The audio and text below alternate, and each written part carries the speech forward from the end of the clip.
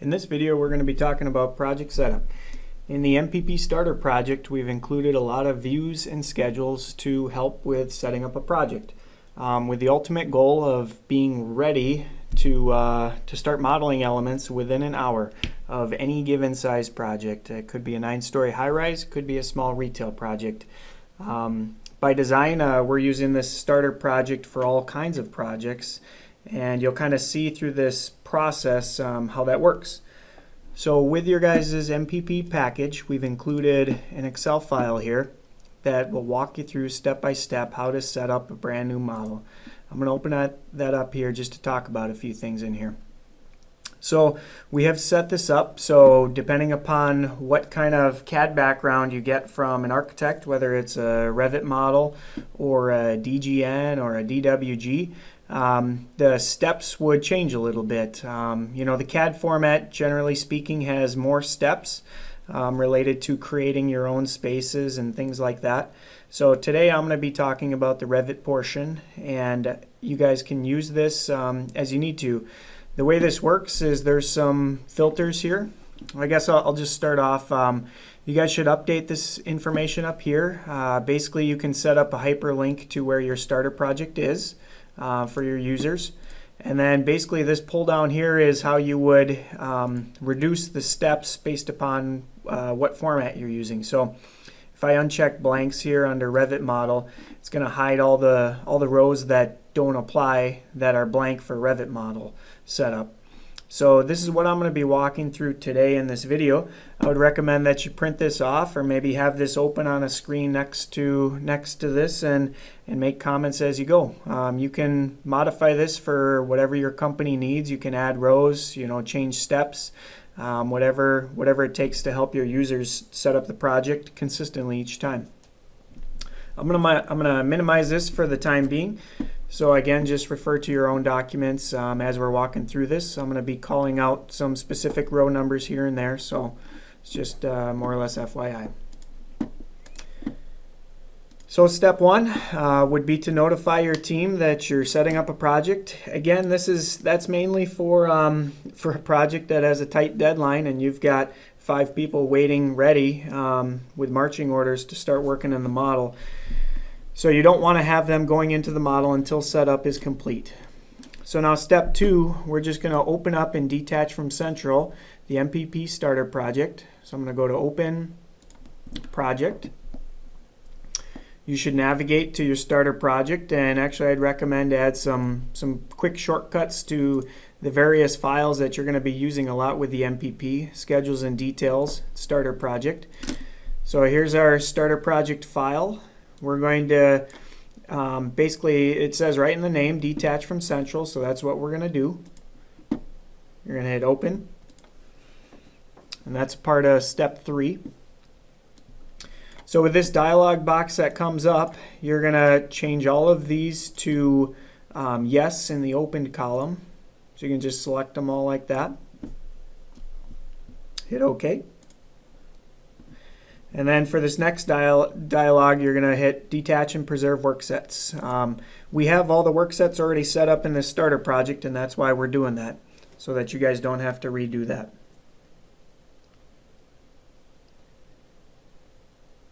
I guess throughout this video, if there's any extended long load times for anything, I might pause the video, and then when I recap at the end, I'll give actual video length and an actual project setup time length so you guys know the difference. Just going to maximize this window here. Okay, so step 6, we're going to set up our links. So we're going to go to Manage Links. Here's our placeholders that we've included in the project. So I'm going to click on the architectural one and I'm going to go to Reload From. And then I've made a folder here for this example project. So in here I have an architectural example model. I'm just going to select that one. In this given scenario, the structural elements were modeled in the architectural model, so we won't be using that link. Also, your firm may be using a shared MEP model, and as you can see in step 7, if you guys are doing that, then you can just detach this electrical placeholder.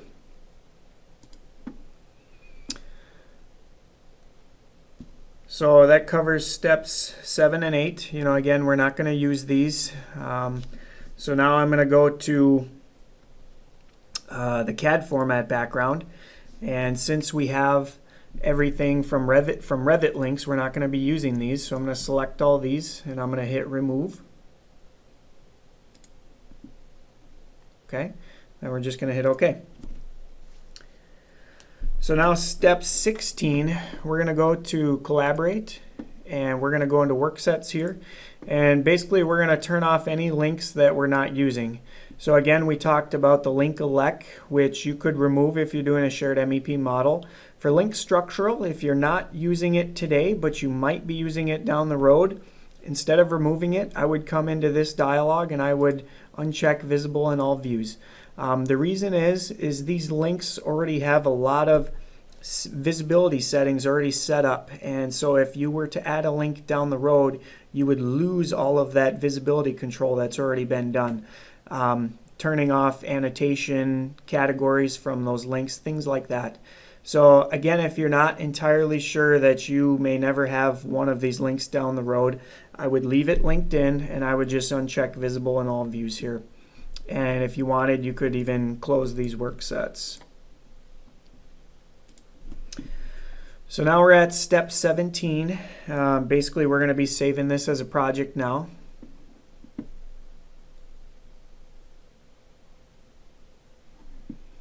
So we'll go up to the R, save as a project. I just made this as a placeholder for a name. So we're going to overwrite this file. And we're going to go into options. So typically in our firm, we keep the maximum backups to 1. We want to keep this open work set default to specify. Basically, it just allows you some room down the road to open a project very quickly if you need to. So with specify, you can close all the work sets and you can open up the model real fast. If you just wanted to get to a family or a title block to save that out, that would be a good way to do it. Typically our thumbnail preview we keep as the closeout sheet, but again, your firm can do whatever you want to do. So I'm going to hit OK, and then I'm going to hit save. So I'm going to overwrite that file. You're probably not overwriting a file, so you would have your new name for your file. I'm going to hit yes here.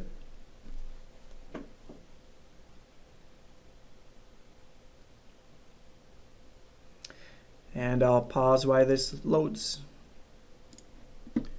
Okay, the project is now saved as a central model. So now we're on step 20.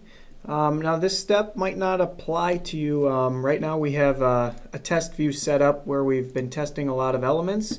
If this view exists in your MPP starter project, you'd want to remove it. It very well might already be removed. So I'm going to go to working overall floor plan, this test view. And basically we're just going to delete all these items.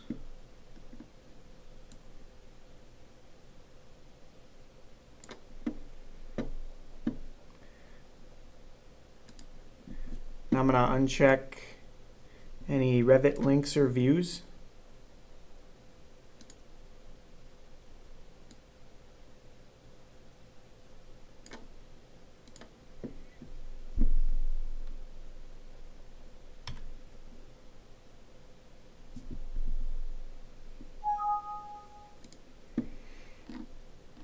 And then there also is something over here. So again, this might not apply for your project setup.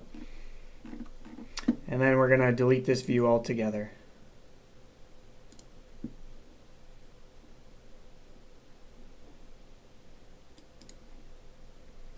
Okay, so now with the test view deleted, we're going to move on to steps 21.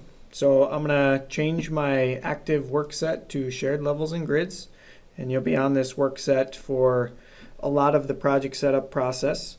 And now we're going to, in Project Browser, we're going to go to some of our project setup views, which we talk about in our user manual. The import categories here, again, those are used for CAD format backgrounds, DGNs and DWGs. For Revit models, you'll only need these. So I'm going to go to Project Setup 01. Here's our overall scope box that basically crops most of the views in the starter project. A lot of our working views don't have a scope box cropping them, but basically all of the plotted sheets that have views that get plotted are using this scope box. So there's probably 100 views in the project that are already using this. So as you can see in the step, we want to move this to where the architectural Revit model is located, and I don't see our architectural link, so it's starting to make me think that maybe it's at a different elevation. So as you can see in step 23, if it's not visible, we're going to come back to this section and we're going to go to level setup, which starts at step 27. So we're going to open one of these sections. I'm going to open this one here. And yeah, as we can see, the architectural Revit model is up here, and that's why it wasn't showing up in that view. So now going through level setup. So first we're going to select and drag all levels, reference planes, and dimensions and move right or left. And at this point we're not going to change elevation.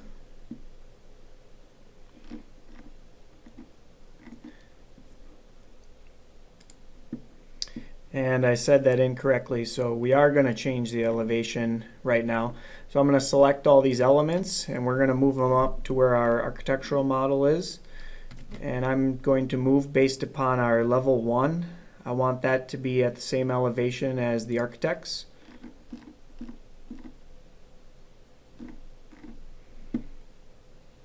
I'll hit constrain there, and then I can come up here and select their level.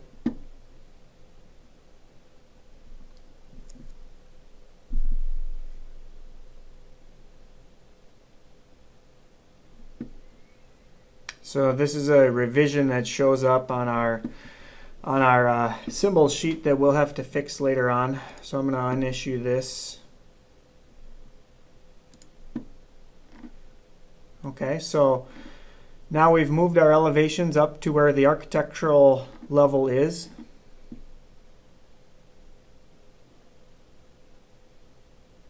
And now we're going to shift things left and right to match the architectural model. So I'm going to grab all these elements, and basically I'm just going to move our grid heads to be at a similar location to where theirs are. So maybe we'll put them just outside of them.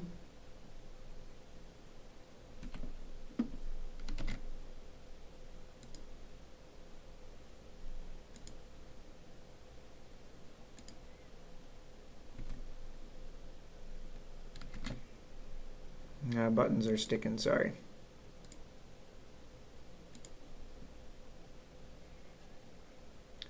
So we'll move these over.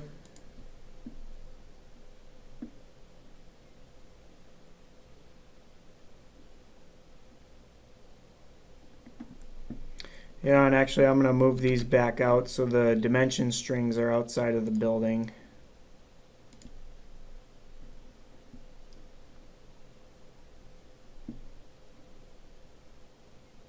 Okay, so now we're going to adjust the back end of the grids if they're significantly longer or shorter than the architects. In this case, I don't think, I mean, ours are a little longer, but that's not the end of the world. We can adjust them all to be more similar to theirs if we wanted. So reference planes, for the most part, we're just going to leave as is. If you guys have a really large project, you could stretch these larger so that they go through the entire building. Again, that's just beneficial in case you cut a section through the building. You want to be able to see all the reference planes and where they are. There's always special cases. So now that takes care of step 28 and 29. So we stretch the head and tail ends. I guess I'll do this side as well.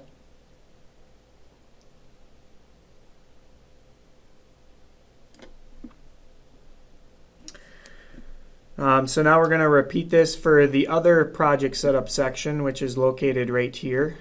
So we're going to go to this view. And again, our other section is showing up down here, so I'm going to move that up.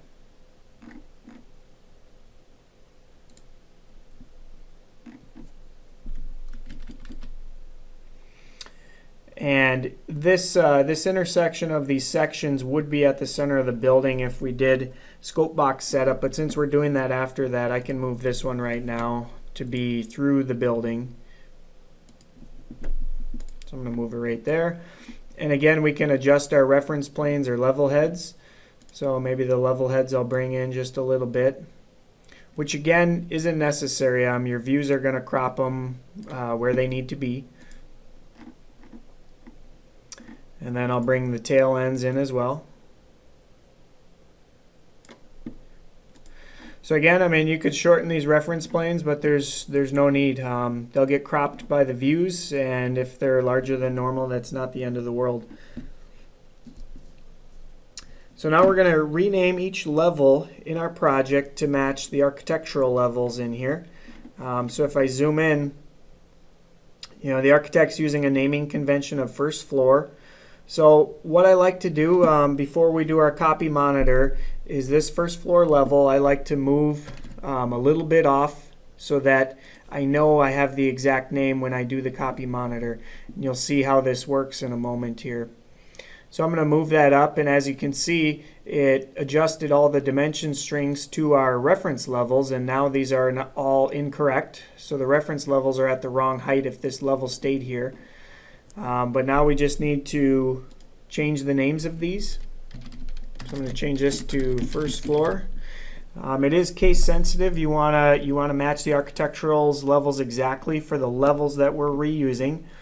For anything that we're not reusing, those levels will get deleted, so you don't have to edit those. So then, I guess some of these levels, these are kind of mid elevations throughout the wall. This is a single-story building. So I'm not really going to use our level 2 through level 8. I'm going to go up to our roof level, and I'm going to use this name. So I have to move this off so I can see. So we're going to use this TO existing roof for our roof level already in the project.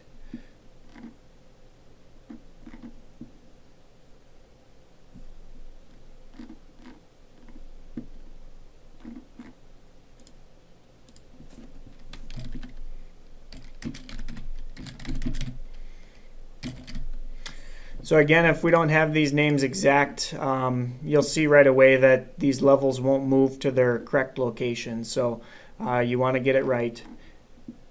I'm just going to check that again. TO existing roof, that looks good.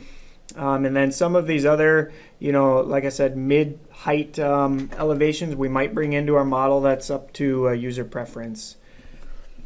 So that takes care of step 31. Now for step 33, we're going to delete any levels and associated reference planes that we don't need. So again, we have views that are based upon these levels. So just by deleting the level, we can eliminate a lot of views in this project right away. So in this case, I'm going to leave the roof, and I'm going to get rid of all these other levels all the way down to probably level 2 down here. So that includes level 2. So and to show you guys this, I'll open up this view that has some plans. So this is the starter project and all the views in here. Now I'm just going to delete all these. And it's saying all of these views in our project are going to be deleted. We're going to hit OK.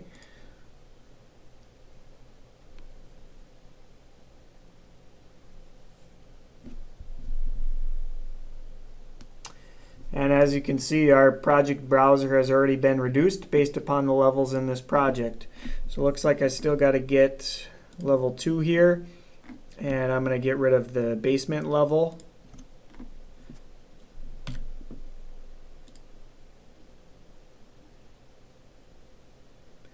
And then we're just going to get rid of these reference planes that aren't needed.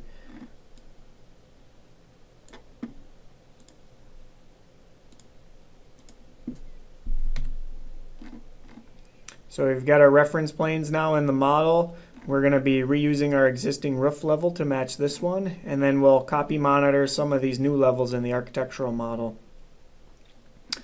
Oh, I guess these reference planes can get deleted as well. Okay, so as you can see, our browser now has been significantly reduced, and that's across all disciplines already. So it really will cut down the number of views in your project really fast. And now we're going to go to we're going to start copy monitoring levels. So in the Collaborate ribbon, we're going to come up here to Copy Monitor. We're going to select the link. So we'll choose this architectural link. And we are going to go to Settings, Coordination Settings in here. Or sorry, we're going to go to Options.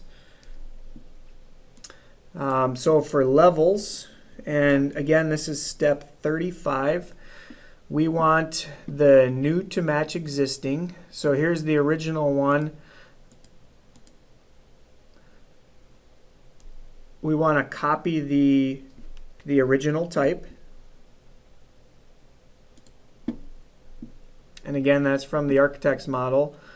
Offsets, we're going to leave that the same. We want to reuse levels with the same name if it matches exactly. And again, this is why I always said it was case sensitive. So now we're going to go to the Grid tab. And again, we're going to use the architect's original type. So we're going to change this to copy original type. And then columns, walls, and floors, we're not really doing anything with that this time. So we're going to hit OK. I'm going to check this one real quick. And so now with the options configured, we're going to click on Copy. And we're going to choose Multiple. And we're going to choose the levels that we want copied in. And again, this is kind of user preference. For sure we want to copy the ones that we already have levels associated to. And you can click and drag over various levels, or you can just click on any one and then hit Control to copy additional ones. So we're going to copy this existing roof one. Why don't we bring in this top of entry roof, this top of masonry, and that should probably be good enough. So we're going to hit Finish. And we should see this level reassociate and move down to the next level. We should also see our roof level move down to this level, which it looks like it did. So now moving on to step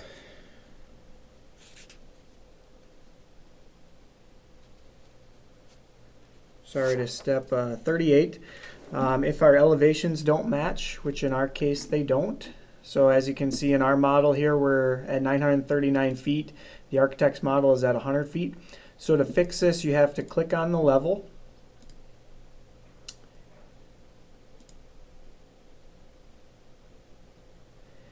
And I'm going to choose that one to match the architectural's level callout. And then if you go into Edit Type, we want it to be survey point. So now we're going to match that. So essentially we're going to move our whole project. So these other levels that were existing, we're going to change those types to match. So that was the call out that the architect was using. So now they'll match these ones. So now we want to make sure that we have survey point checked here. So under elevation base, there's project base point, which is how the MPP levels are set up to begin with. And then there's survey point. So we're going to keep this as survey point, which is the same way the architectural model is. And then as a part of step 38 here, we're going to go up. Sorry, I'm going to hit Finish here on the copy monitor process. So now I'm going to go up to the Manage ribbon, and we're going to go to Position, and we're going to relocate the project. And then we're going to click on our level, and we're essentially going to move it down the difference, which would be 839.5.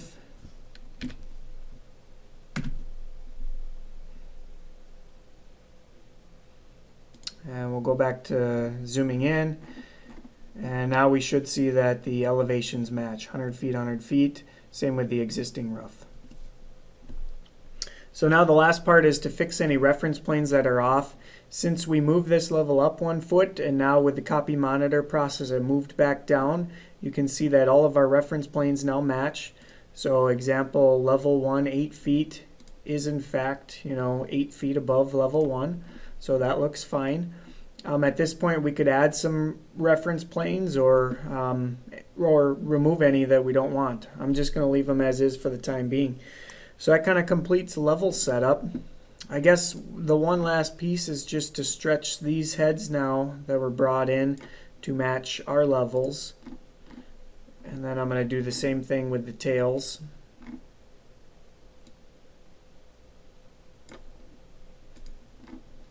So now we're consistent across all the views. So I would just check these again in that other section. Yeah, so they're off a little bit. So I'll just move these back to the levels that were already in our project. And then same thing with the tails.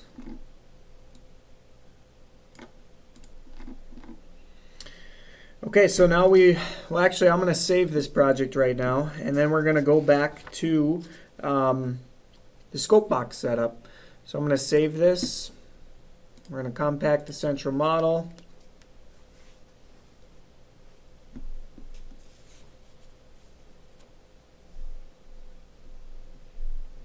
And again, I'll pause so I'm not wasting your time. Okay, we've saved. Now I'm going back to our project setup view right here. And again, as you can see, all the views have been removed for all the levels that we removed. And now, of course, we can see our architectural model in the plan. I'm going to get rid of a couple scope boxes that are a part of a shared MEP model. And now we're going to, we're back on step 21 now, and 22, where we're going to set up the overall scope box. And that's this box, so you can just click and drag it. And again, this is what is going to crop basically all of the views in this project.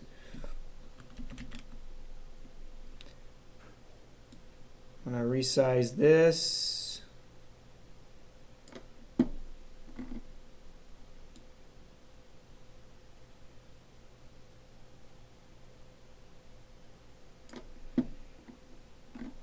I'm just going to adjust this one a little bit. Okay, and then you can delete this box. So our elevations, ideally you would move these to the outside. That's fine, that's fine. This one will just move in a little bit. And that basically is step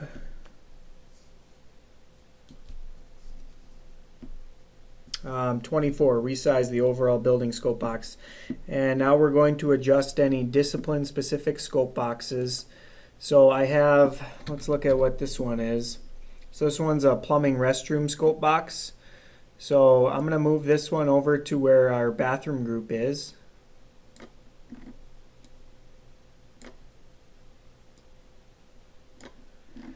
And then I'm going to copy it because I think we're going to have a couple different callouts.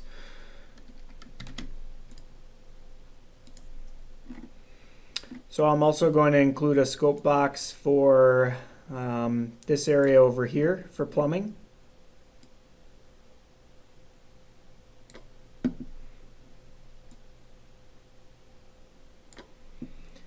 I'm going to give this one a name, plumbing. We're going to call this water service room.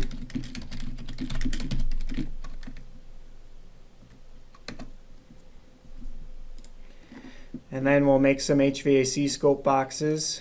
So this one's an electrical scope box, which we're not going to use. So you can create new scope boxes just by going to View.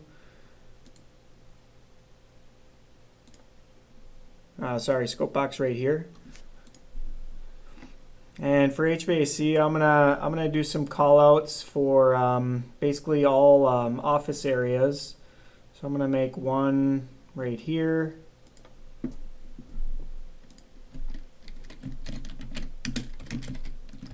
And this is a meeting room on this side. And then I'm going to make a new scope box over here for these office areas. So maybe we'll just cut this in half. Depending upon the user, you know, some people like quarter scale plans for HVAC office areas. Others will show them on larger plans. Call this admin. And we'll just make this one a little larger, and then we'll just have one more for down here.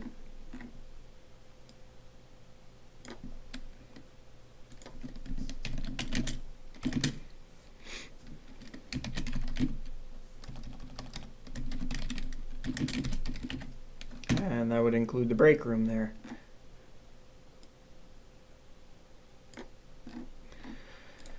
So there's our scope boxes set up for the project. We do have some views that are already using these callouts, and then we're going to make some more callouts on top of that.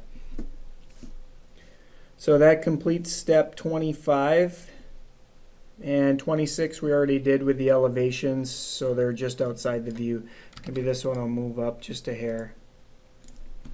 Okay, so now we're moving down to grid setup. So we're going to go back to the Collaborate ribbon. We're going to go to Copy Monitor. We're going to select our link. We'll choose our architectural link. And then we're going to click Copy again. And we'll choose Multiple. And then we'll choose all of their. And if you recall in Options, we already set up the Grid tab, so we don't need to go back into there. So I'm going to include all of the grids from the architectural model. And let's just do the grids. So you can use that filter button. Apply, OK. And then I'm going to basically hit Finish. And there we go. Now the grids are live in our project. At this point, I like to resize the heads a little bit so they're only as long as needed. So again, you can see the architectural link grids there. So I'm going to move these in.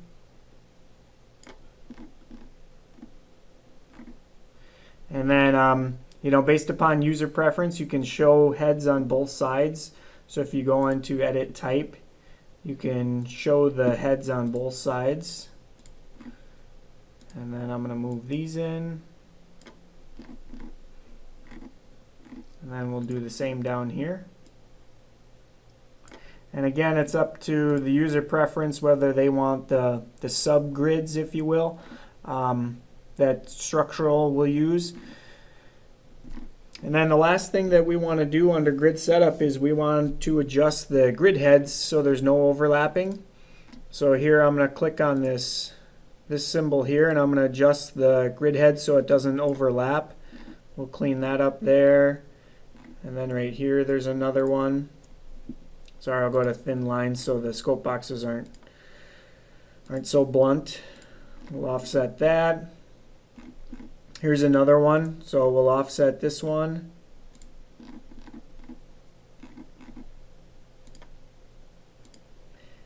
And you'll see why we're doing this now, because these changes that you make here, we can apply to every view as it is right now, so that all the other disciplines don't have to do this in their views. Shift this one off, and then there's just one left. So we'll shift that one off. Looks like one more.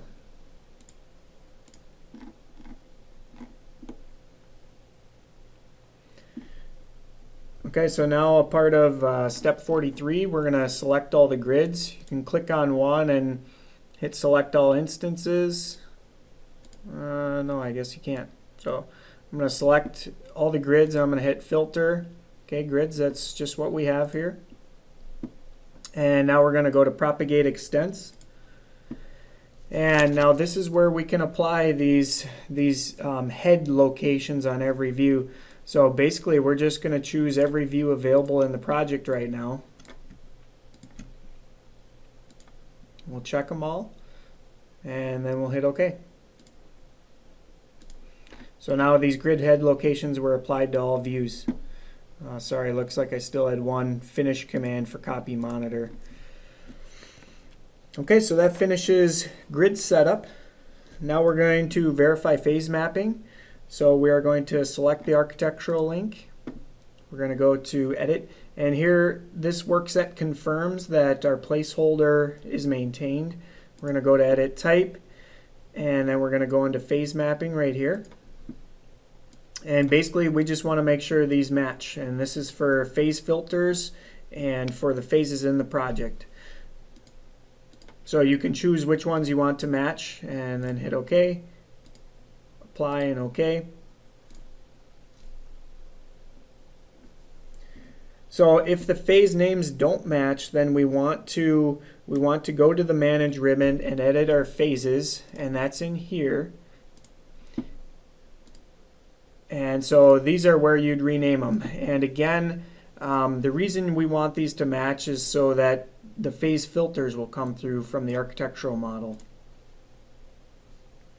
And now we're going to create our spaces in the project. So this is step 48. We're going to go to the Analyze ribbon. We're going to click on Space up here. Now in the MPP, we've included a bunch of different types for spaces. So editable ones are ones that actually will display the space name and number, which is editable in a project. The ones that just say space tag and with area with volume, these ones will actually display the room information from the architect's model. So it eliminates the need to run the add-in to update space names. And so we're going to do this one. We're going to choose space tag. And as you can see, it's already finding the bounding elements in the architect's model. We can place a space one by one. However, there's a couple settings that we want to adjust here. So the upper limit, we always want to choose the level above, essentially, and then the space will go up from 0 feet until it finds a bounding element. So in this case, for the most part, our existing roof is the highest element. However, since there was that entry roof in this area right here, I'm going to choose entry roof, and I'm going to put it at 0. And again, the space height will be determined based upon when it finds a bounding element. So in that case, a roof or a drop-down ceiling sometimes will be bounding elements. And then once we have those settings set up, we are going to place spaces automatically. So as you can see, we just made 39 spaces in the project.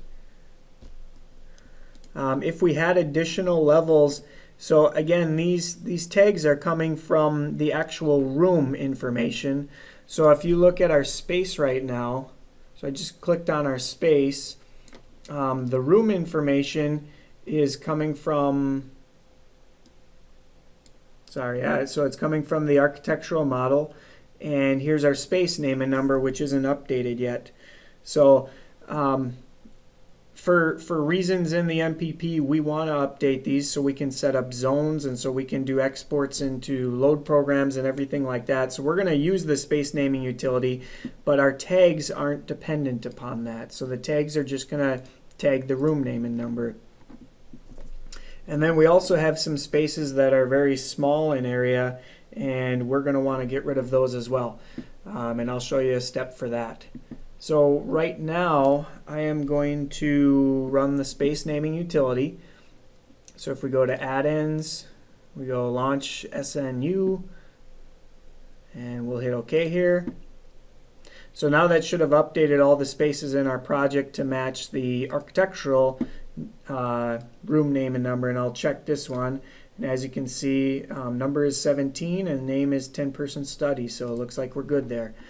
Now we want to get rid of all the small spaces in the project that we really don't need. So some of these spaces out here, some of these spaces, there's a couple different ways to do that.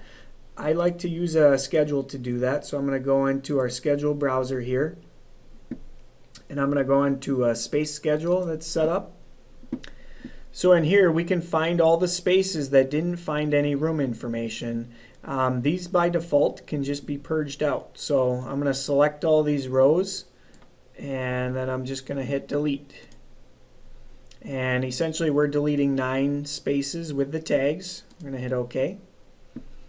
And then there's also some rooms in here that weren't placed, and maybe that's because they couldn't find bounding elements, but there's also no room information. So these ones I'm going to get rid of as well.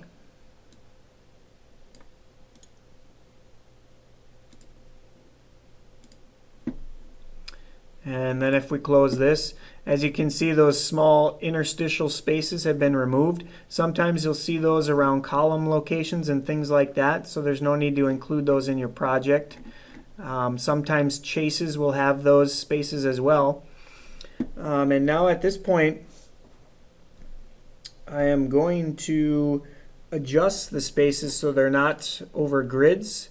And then we're going to do the same thing we did with grids and propagate extents. We're going to apply these tags to every view basically.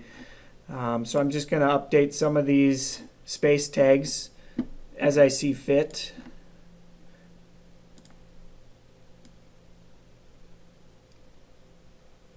So maybe this one will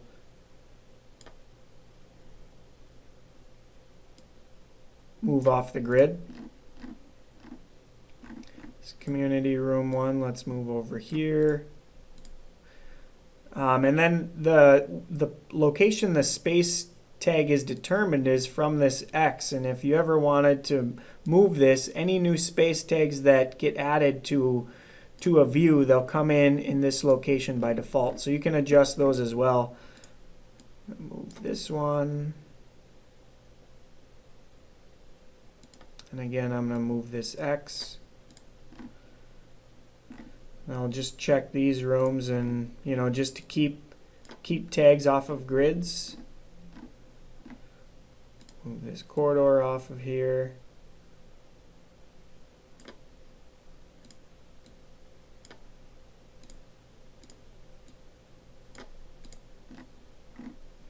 Here was some of the rooms that didn't come in right now.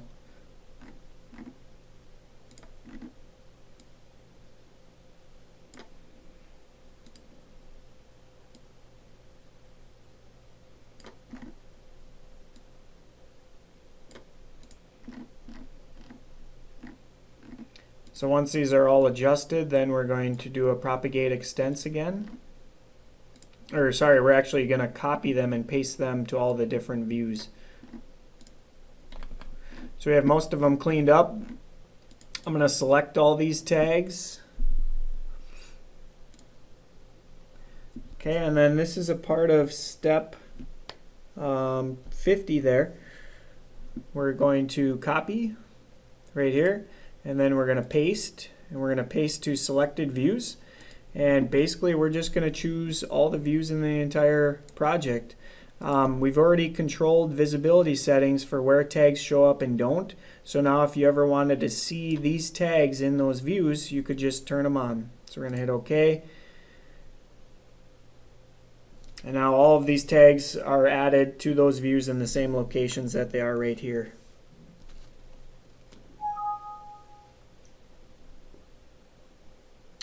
Some tags were not copied because they couldn't find a host, and again that could be based upon some visibility settings. And then with that said, we're going to save our project where we're at right now. Compact central model.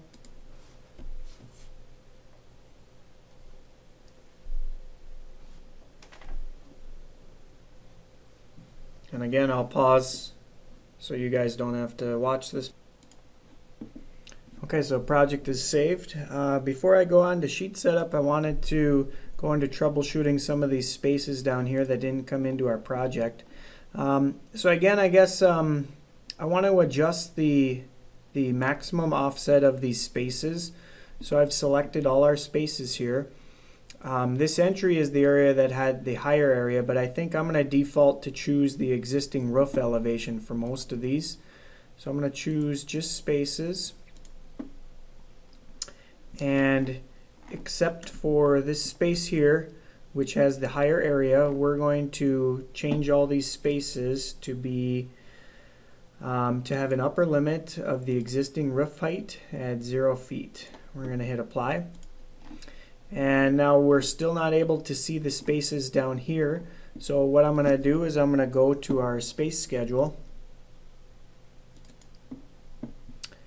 And as you can see, here's the upper limits that we changed on all those other rooms.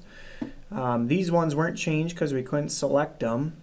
So I'm going to change, and we can see that there's no area being computed for these spaces. So I'm going to change this to existing roof and see if that fixes it, and that does not. And now we're at a 14.6 unbounded height. So now I'm going to change this to first floor. And it says we have to adjust the limits. So right now it's set at 8 feet automatically. And now it looks like our area is being calculated. So again, this can be caused by where the bounding elements are placed in an architect's model. Some of these heights may need to be adjusted.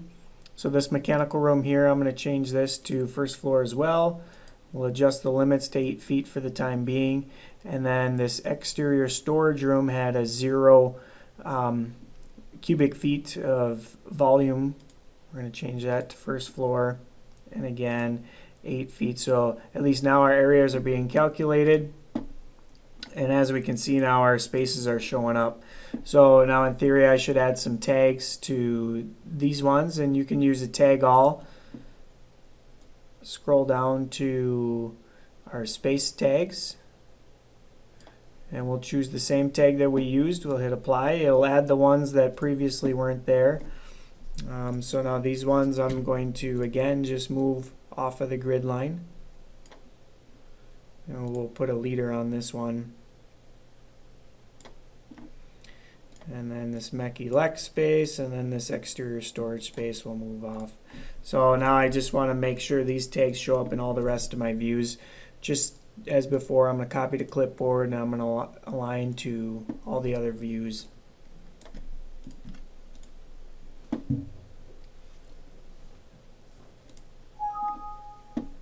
Okay, so now we're on sheet setup. So at this point we want to delete all sheets not used in our project. So there's a couple different ways we could do that. In here we have mechanical and electrical disciplines. So if you had a shared MEP model, you would have electrical sheets in here. I'm going to remove these for the sake of this demo. And now we have our mechanical sheets. And so now we want to remove what we don't have. So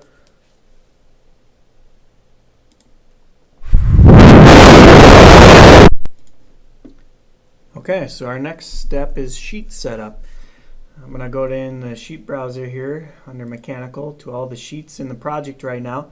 And as you can see, even though we removed a lot of views associated with levels, we still have a lot of sheets. So you've got a couple options on reducing this list and renaming this list. Everyone likes to do it differently. So I'm going to show you an option that uses a schedule. So if we go into our schedule browser and we look for this sheet order and discipline. So now this schedule is set up to include sheets from links, and that's done by in properties and fields here. If you check mark this box, this schedule will include all sheets from any links. So if a structural model was linked in, here's our architectural model which is linked in. So I use this as a good reference to see how the architect is naming their sheets and their sheet numbering system. You know, as opposed to waiting for them to tell you to correct it, you can just look at what they're doing right away from the start. So we still have a big list in here, and I'm going to come back to this. First, I think I'm going to purge out all the levels that I know I won't have sheets. So I'm going to go to the browser, and just in here, just based upon what I know on the project, I'm going to get rid of a bunch of sheets. So we'll leave one fire protection sheet. The specifications are going to be in a book format, so we won't need that. I'm going to remove the HVAC plans, and I won't need any hydronic plans. So we'll leave level 1 for HVAC, and we'll leave our roof HVAC plan. I don't have any hydronics, so I'm not going to include this sheet. So enlarged hydronic plans, you're gone. We'll leave details, schedules, control diagrams, maybe. The duct and gas riser diagrams, we'll leave that for the time being. I won't have any basement plans, so we'll delete those. And then demolition plans, I'll just have one level 1, and then the rest of these can go away. So level 2 overall demolition plan we'll get rid of. And then plumbing sheets, so I'm going to leave the underfloor plumbing plan and the level 1, and we'll get rid of level 2 through 8. And on this project I'm not going to include a roof plumbing plan. Leave enlarged plumbing plans and details and schedules and riser diagrams. And then we'll get rid of the basement plumbing plans, and we'll leave a demolition plan here. So I'll get rid of this and this. And this quality control sheet is used for quality control. It's just got some schedules set up that help project managers review items in the model that don't have access to the Revit model. So now with this whittled down, now I can come back to here and it's a much smaller list to edit. So now I'm just going to update my sheet numbers to match how the architectural is numbering theirs. So M0.0. Demolition plans looks like they're using a D 2.1, so maybe I'm going to go PD 2.1.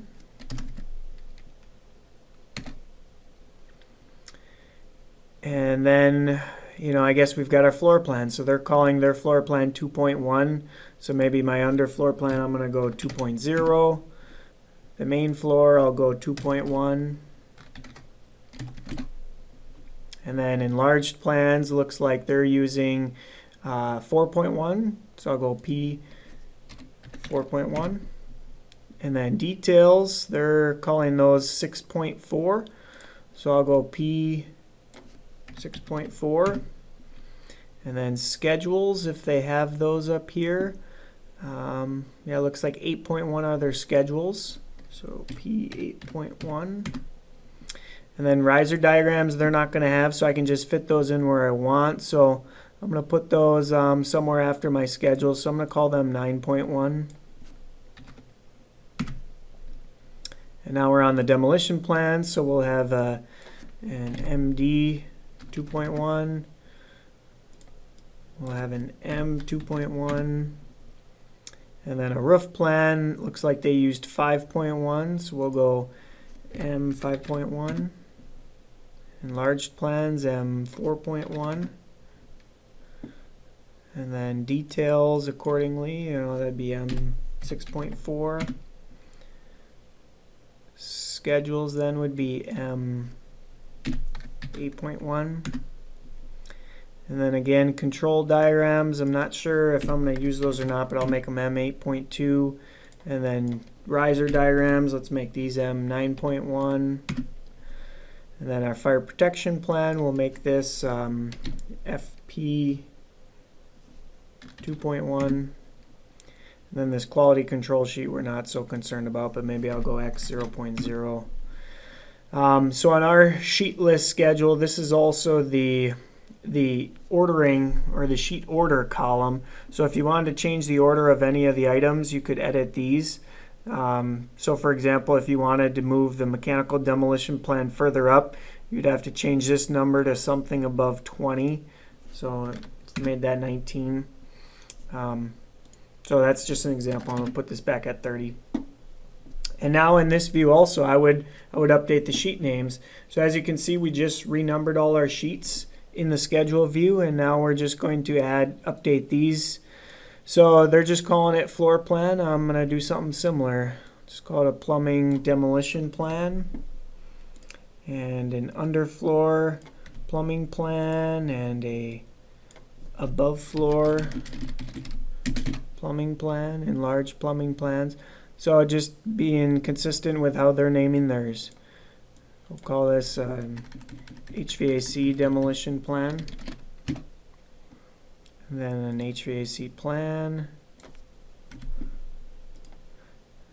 and then roof mechanical plan, detailed schedules. So yeah, I think that's fine. Then this one down here, fire protection plan. Okay, so we have our sheet names and numbers edited, and we've removed all the sheets that don't apply. Now we're going to bring a title block into the family. Title blocks are, and I'm just going to open up one of these sheets here. So again, this is the title block that's just preloaded into the MPP. As you can see, here's our view that's already cleaned up with space tags on it, which we copied from our project setup. So now I'm going to bring in a title block. So to do that, you can open up the architectural model and save their title block out. I've already done that here, so I'm just going to drag it in. And once it's in our project, I'll hit escape. So now I'm going to click on our title block, and I'm going to hit select all instances, an entire project. And then in properties here, we're going to choose the new title block that was just brought in. So here's this 24 by 36 example title block. We're going to use mechanical. And now just like that, all of our sheets should have the new title block in them. Let's take a look. So yeah, we're going to need some adjusting on every sheet, but more or less we have the new title block now in every sheet. The reason that we have a mechanical, that I chose a mechanical option, is for firms using a shared MEP model. The electrical sheets would use electrical and mechanical, and that's so in the type fields you can choose to turn on stamps for all the mechanical sheets or all the electrical sheets based upon where you're at with the project and your plotting process. So that completes step 65 for sheet setup. And now we're going to work on updating the views on every sheet and fixing the keynote schedules and names. So in this view, I'm going to go to the fire protection plan first. And then I'm just going to move this keynote schedule up. And now this view is a different size than the title bar, what it was previously. So what I like to do is just re-drag this view back on, and that'll fix the title bar for you. So there's our fire protection sheet. And then the only other thing to check is the scale of the drawings. So right now these are at 1/8 of an inch, and looks like our view scale pull down here is at 1/8 of an inch as well. This pull down will change the scale right here, and it's not linked to what the actual scale is, so you just have to be careful with that. So this view, we want 1/8 of an inch here to match 1/8 of an inch here. And then the other thing we're going to need to do is update our keynotes. So obviously this keynote was called F101, and now it's on sheet FP 2.1. So I would want to rename this and then update the filter for it as well.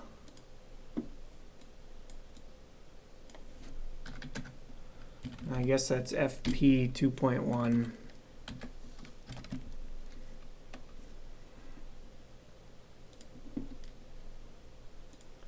So that takes care of that one.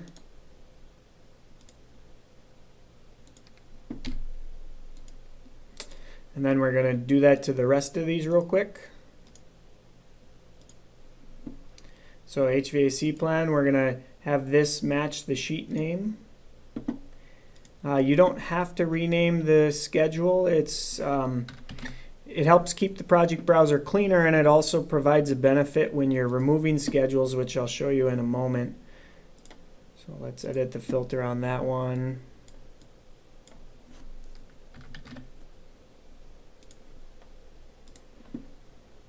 Okay, enlarged plans, this will be M4.1. Let's update the filter.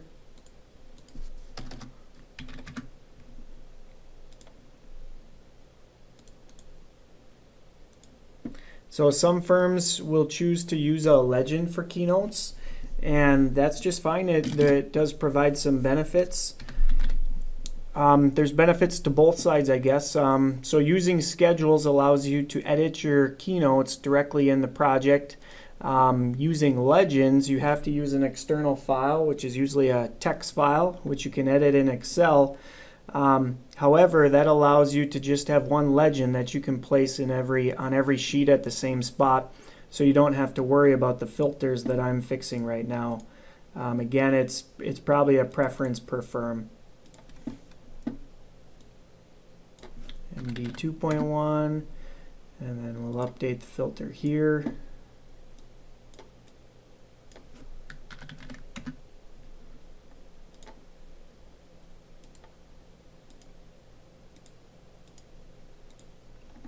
And I think just a couple left here.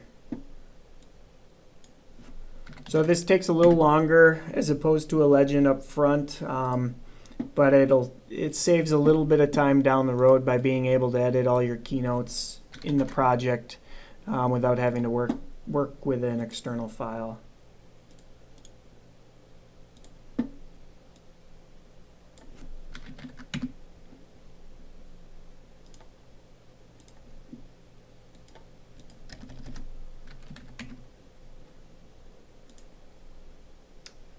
I think just one more here, so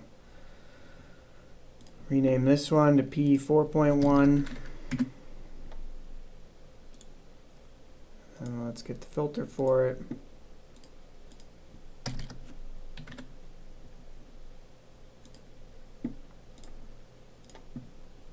Okay, so now we just need to fix the placement of the views on the sheets.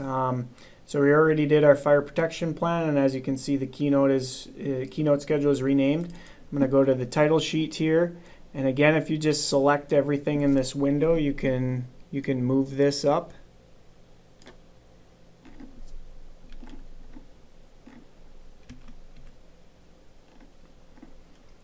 And so these schedules here have some columns that help you edit items for general notes based upon whether you have an existing or a new project. So what you would do in these general notes, which again is covered in the user manual, is you can edit this schedule, and when you're all done you would hide this column. So if we hide this column after the general notes are edited, then your everything should fit on a 24 by 36 sheet. So I'm not going to go over that at this moment. I'm going to keep going on for project setup. So here's our HVAC plan, and again we're just going to adjust the keynote schedule that's already been renamed. We're going to drag our view back onto the sheet just like this to resize the title bar. Okay, and then it looks like this is already populating as it should. So our enlarged plans here. So it looks like our HVAC plan callout was already using a different scope box, and so I'm going to want to update that to use the new scope boxes. So I guess I might as well fix that right now. So I'm going to activate this view. I'm going to go to this callout, and down here it's using a scope box, which I mistakenly, or it's not using a scope box, I deleted the scope box. So we want to choose and use the HVAC. We're going to go to level 1 here. Okay, HVAC meeting room. And that'll resize that one. And then we're going to add a couple more callouts for the other ones that we made. So I'm going to go and create some new callouts. We're going to go to View, and then we're going to make callouts. I'll just use rectangular ones. And then you got to choose which type of floor plan you want. So we're going to make HVAC plan callouts. And again, the area right now isn't critical. I'm just going to get it on the plan. And then we'll choose the scope boxes that we made earlier. So I'll make one more. There we go. So now this one I'll choose the scope box we made earlier.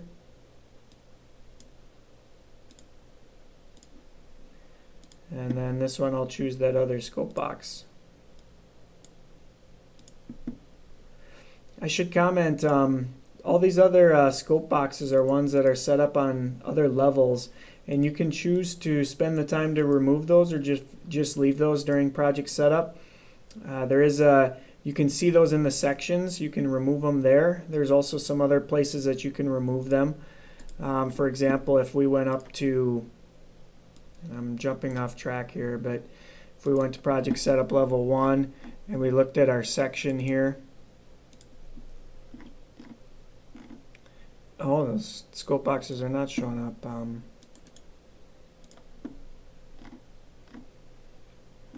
Okay, so there's another place you'd have to go to isolate those, and you can do that in the 3D views down here. So here's all the scope boxes in the project. I'll turn off thin lines. So obviously we moved the ones we were using to over here, and all these are extras, and these could be removed if you wanted to, but again, that's not necessary. So I guess this would just allow that browser list to be a little smaller.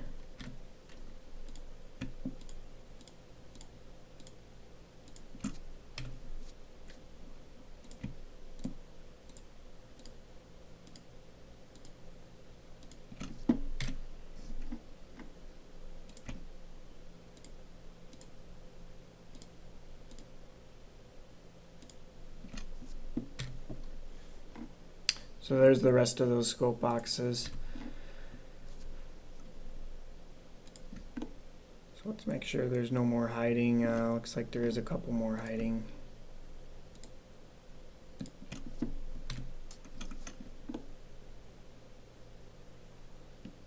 Okay, so now our browser should look a little better.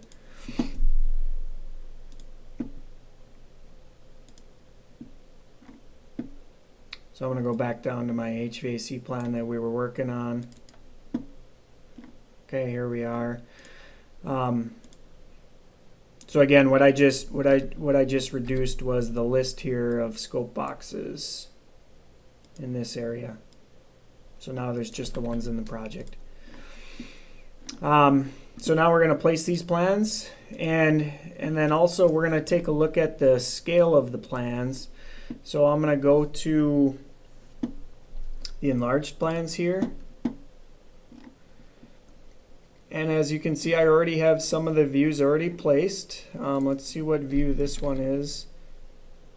So this one is the enlarged hydronic plan. I'm not going to need that, so I'm going to remove that from this view. We'll move the keynote schedule up, and then here's our enlarged plan of that area. And then I'll probably need another sheet for the other two areas. So again, what I wanted to show is our title bar is way off. So again, we're going to drag this enlarged HVAC plan back on. And that'll fix the title bar. And then we also want to fix the scale. So this one is set to 1/4 of an inch, and the scale bar on the bottom here is still at 1/8, so we're going to change that to 1/4. There we go. Okay, and it looks like I'm going to need one more sheet for my enlarged plan, so we're going to go back to, we're going to create a new sheet. I'm going to go View, New Sheet, and we'll choose the title block that we're using, the mechanical one here. And then I want this one to be M4.2. This is another enlarged HVAC plan sheet. So now I can get my two new views back on there. And again, everything that gets plotted is up in construction documents. So here's that first call out, which I'm going to rename to meeting room.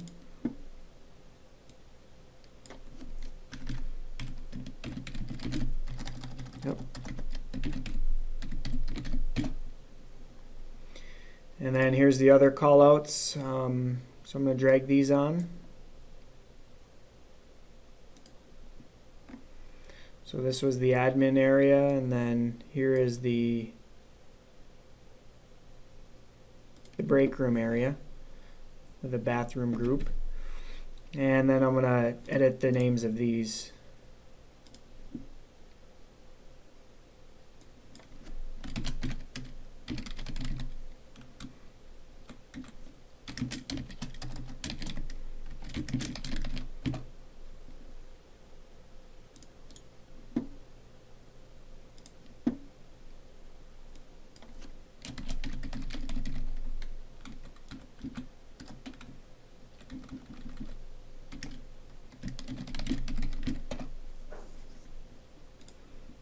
Okay, there we go. We've got our HVAC plans renamed. We have the enlarged plans set up. I don't see it here. That's right, the discipline isn't edited. So if we go back to this enlarged plan and we fix the discipline to be mechanical, then it will show up by these other sheets here. So we would also need a keynote schedule for this. So if I went up to schedules, and here's our keynote schedules, and if I just copied the 4.1, duplicate view, then up here we can rename it to be 4.2 and then place it on the sheet.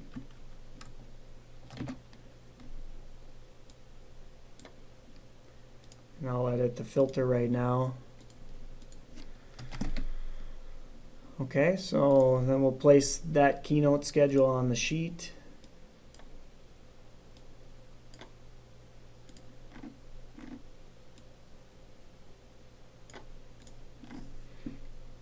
Okay, so that sheet's done. We still have to edit the titles on sheets, but I'll get to that in just a moment here. So now we're down on our roof plan. I'm going to slide this up. Looks like we already have some architectural slope lines, which we rarely see in the beginning.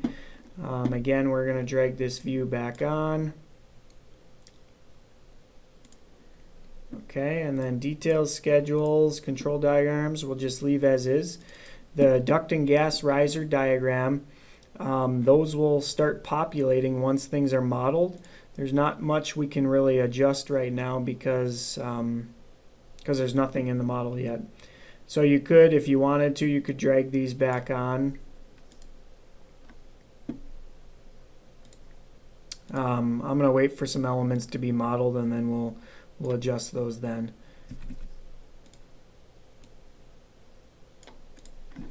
So there we go.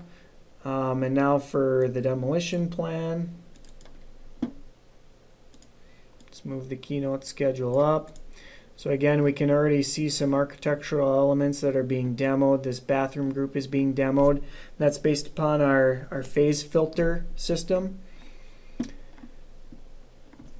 So also it looks like the spaces for all the new areas are showing up on the existing plan. So we'll want to remove those tags. For the time being, I'm just going to bring the floor plan back on. And then we got our plumbing plans.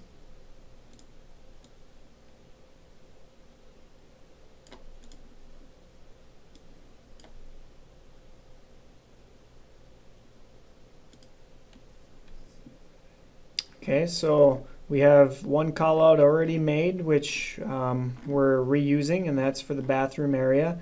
And then we're going to add another one over here. And this is our underfloor plumbing plan, keep in mind. So I'm going to move this call out up here for the time being.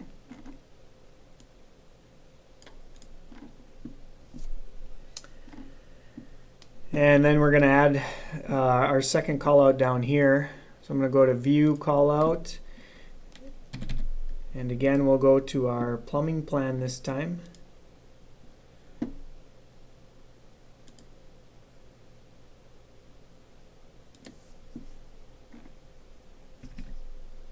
Okay, so by choosing that, it shows our standard plumbing plan template. For an underfloor plan, you'd want to change this to plumbing plan underfloor. Okay, there's those callouts. The other thing that we can do is, we don't need these space tags in the callout area, so I'm going to select that. and just delete those. Now on this plan down here, so let's choose the new scope box, and I'm going to rename this right now.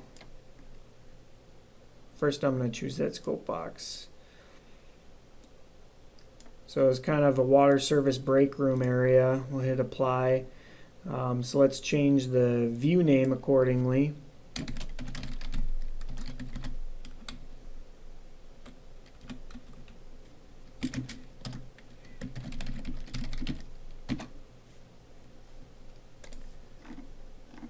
And now this view wasn't created before, so if this were me, I would select these space tags here.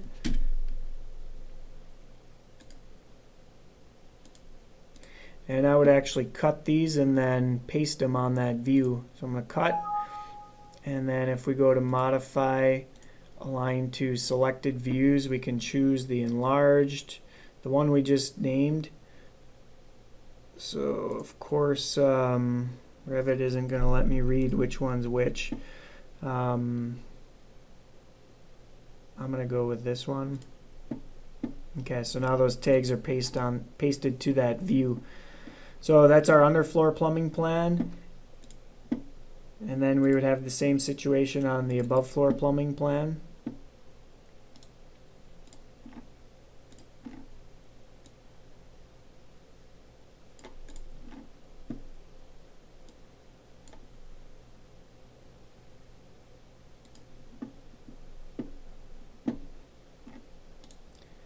Then I'll activate this view, and again we don't need these space tags here.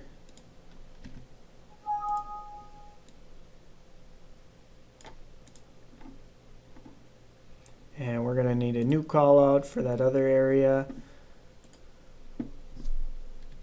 So again, I'll choose the plumbing plan here.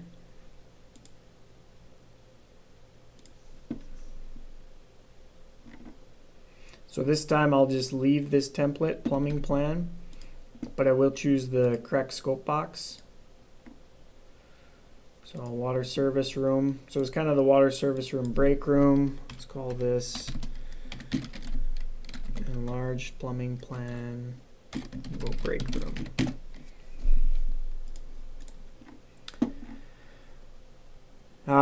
The reason we're using scope boxes on plumbing plans is for aligning and cropping above floor and underfloor views at in the same area. It's beneficial. So I'm going to select these tags then again, and we'll cut them from the overall view, and then we'll paste them on our enlarged plan we just made. So enlarged plumbing plan break room, there it is. We'll hit OK. And then we just need to place those views on the sheet. So here's our enlarged plumbing plan sheet. So we already have a couple views already here. So I'm gonna drag these ones back on. First I'll do the underfloor.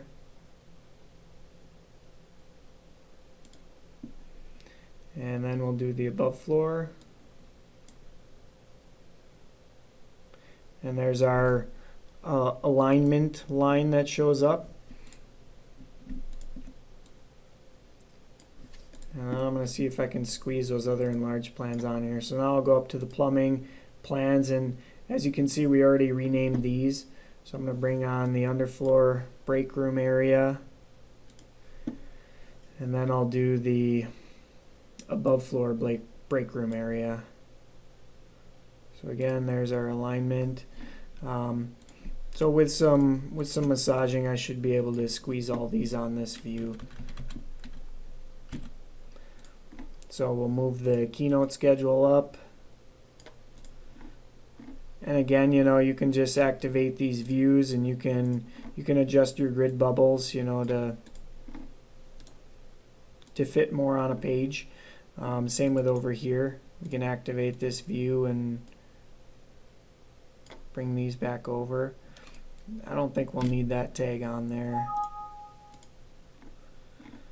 And then this one will activate.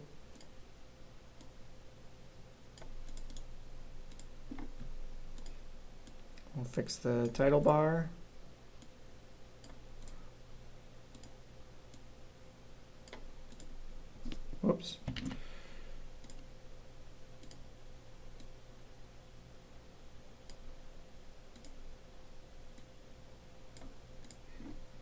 Okay, there we go. I'll just slide these up a little bit. So there's our enlarged plumbing plans, and again we would just want to check the view scale. So these all should be 1/4 of an inch, and see they're at 1/8, so we'll change that to 1/4 to change those scale bars. So there's our plumbing plans.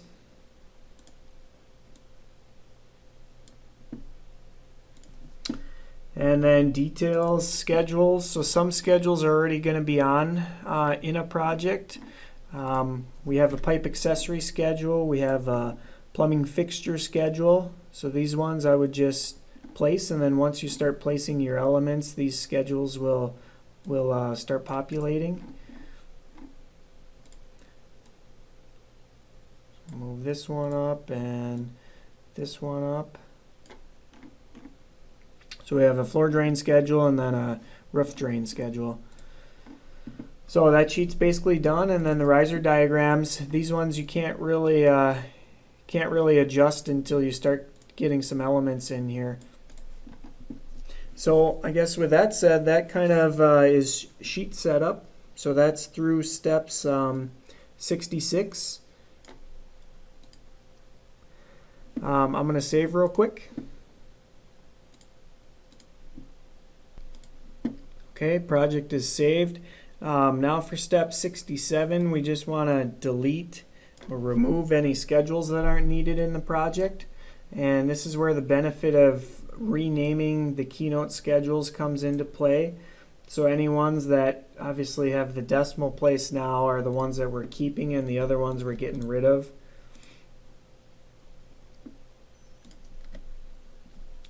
So those all stay then. So then these all the way down to here come out. And then again, there's a bunch of plumbing ones that we don't need. So at this point, if you knew any specific equipment you were going to have in your project, I would insert those views and place them on the mechanical schedules sheet or plumbing schedule sheet. Water heaters, things like that. And now we're just going to update the views and the view names. So first we're going to remove what we don't need. So I'm going to come up to the browser here, and in these plans here, most of these have already been renamed, as you can see. We're not going to have any hydronic plans in this project, so I'm going to get rid of these. And then in the plumbing plans here, I'm not going to use an underfloor demolition plan. We'll just show everything on one plan. So I'm going to remove that. And then we're not going to use the plumbing roof plan because it's just a few roof drains, and this is a small project. So maybe I'll leave it for the time being. Now under step 69, this pertains to if you got to have smaller project and you're going to show some piping on HVAC plans.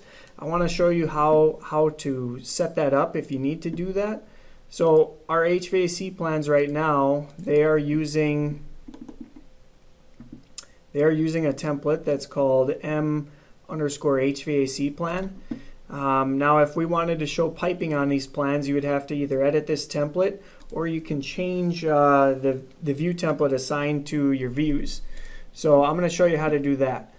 And this is a part of step 69. So if we right click on views up here, go to browser organization, we can choose to view sheets based upon view templates, and I'm going to hit apply. And now in mechanical, here's all of our view templates with sheets or views associated with them. So I'm going to go to the HVAC plans here, and we're going to select all these, and then we're going to go to properties, and we're going to change those to use the HVAC plus hydronic plan. We'll hit apply.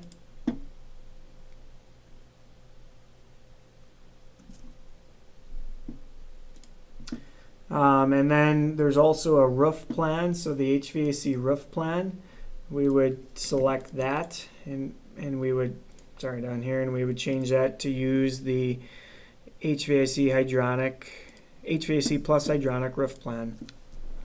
So again, you can always update the view templates specific for your project, or you can just make more view templates and swap them out like this when you need them. So when you're all done, you can right-click back on views and then change things back to mechanical, which is our standard browser organization. And so I guess the last thing is titles on sheets for the views. So we've set up a schedule for that under view list here. This is kind of sorting all the views in the project similar to our browser. As you can see, any view that's placed on a sheet, it's going to populate in this column. And these are the titles. So here's our views and here's the titles. So this is just a view to help you. I mean, you could do it a lot of places, but this is just one place to rename your view titles. So I'm going to call that HVAC plan. I'll call this enlarged, meeting room, HVAC plan. And these ones don't even have titles filled in. So basically, everything that's placed on a sheet I should be editing. You know, there's another way you could look at this. You could sort by sheet number, and then you would have all your views that are placed on sheets. So I'm going to change this to break room.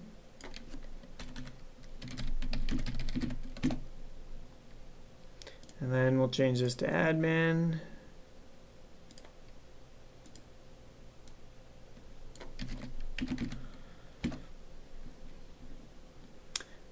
So yeah, I mean, anything that's placed, I would just edit the view titles. We'll call this an HVAC demolition plan. We'll call this, so that's the roof HVAC demolition plan.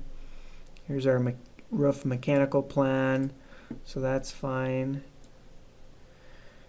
And then, you know, right now we're filtering by a discipline. So if you go into your filter here and you change it to plumbing, don't forget about plumbing. Fire protection falls under plumbing as well. Here's our plumbing views. And so again, we can edit these accordingly. So here's our enlarged restroom. Some of these are already going to be edited. This is going to be an enlarged break room, underfloor plumbing plan.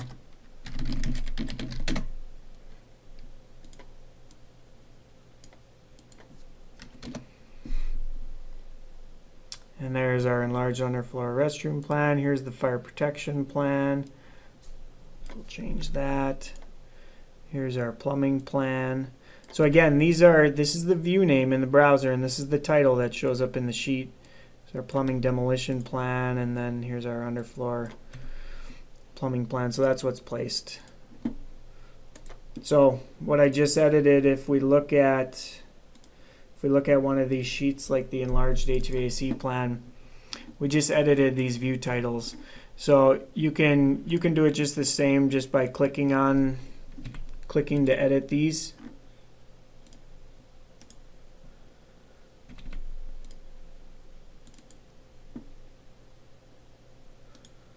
So the view is active right now. If you just select the view, you can come to properties and you can rename it right here. That's the same field that shows up in the schedule. So a couple different ways to do it. But basically though, overall we're at about an hour and a half now. And you have basically your entire project set up, all your sheets cut, so you could plot out a set right now, and a project manager could take a look at what you have set up, and you can go from there. The last step on here, step 71, is going to the closeout sheet, and then you could fill this in. So again, these are the same fields that are going to show up in the title block. So I'm just going to call this sample project. Project status, we're in progress.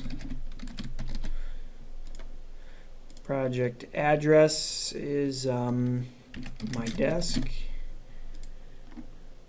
And then our architect is someone.